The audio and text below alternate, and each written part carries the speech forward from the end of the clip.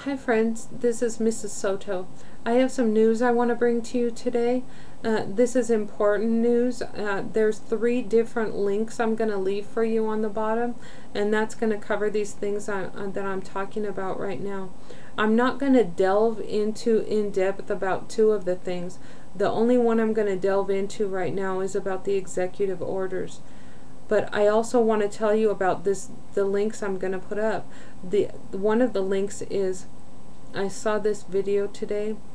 It was an MSNBC. It was a video from an MSNBC thing on there. It says, Obama justifies FEMA imprisonment of civilians. That one was quite interesting. The other link I'm putting up for you regards a lot of different things, but this one, United States Senator Joe Lieberman is asking Google to install a terrorist button on all blogger.com blogs so that readers can easily flag terrorist content for the authorities. So it's not that just that Big Brother is watching you, it's that Big Brother wants your neighbor to watch you too. Anyway, let's move on. Those are the links I'm going to put there. Those you have to go in there and search out what that's all about yourself, okay? Right now I want to start with these executive orders.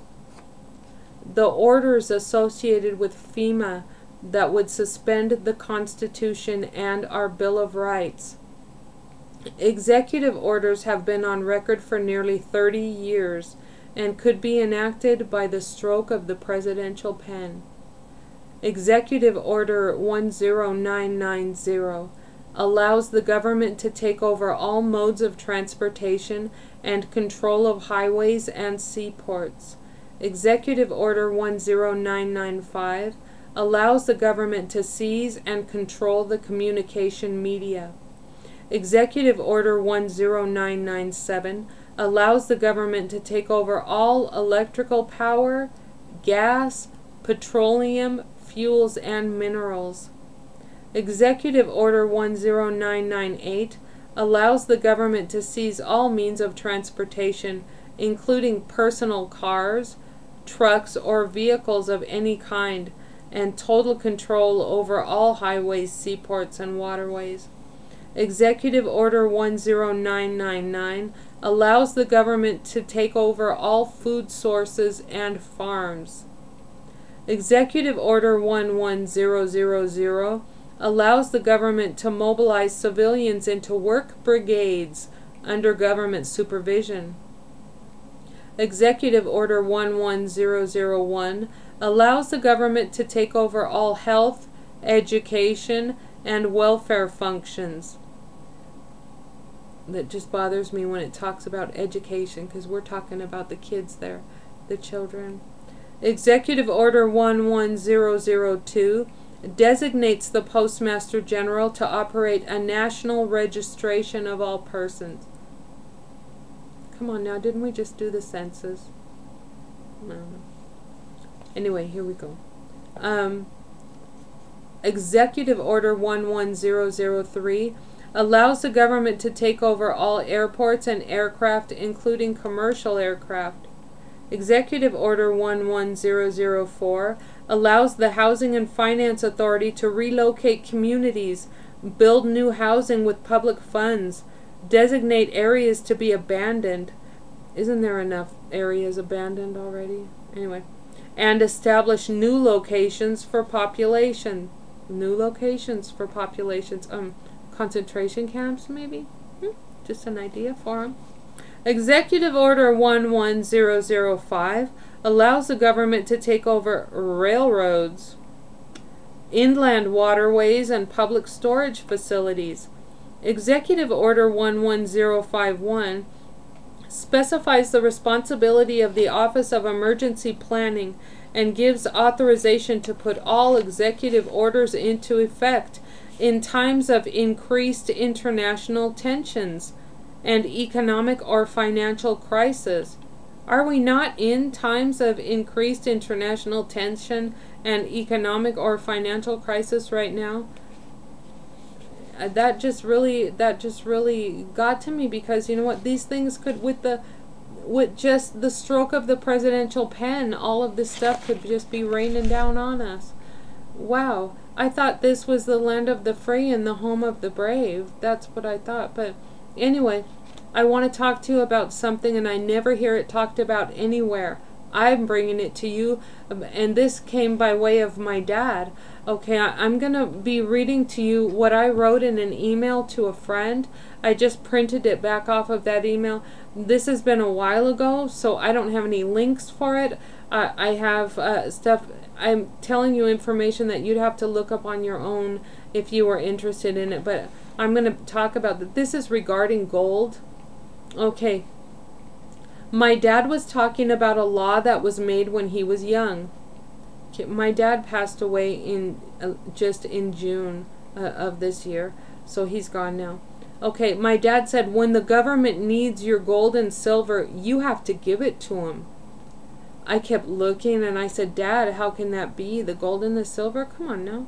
Dad said, no, it's a law. So I kept looking and looking, and I came across it, and here it is. It says, by an executive order number 6102, issued on April 5th, 1933, invoking the anti-hoarding section of the Unrelated Trading with the Enemy Act of 1917, the U.S. administration under President Franklin D. Roosevelt made ownership of gold illegal due to the economic emergency of the Great Depression. The order was justified on the grounds that hard times had caused hoarding of gold, stalling economic growth, and making the Depression worse. The New York Times on April 6, 1933, page 16, wrote under the headline, Hoarding of Gold, the executive order issued by the President amplifies and particularizes his earlier warnings against hoarding.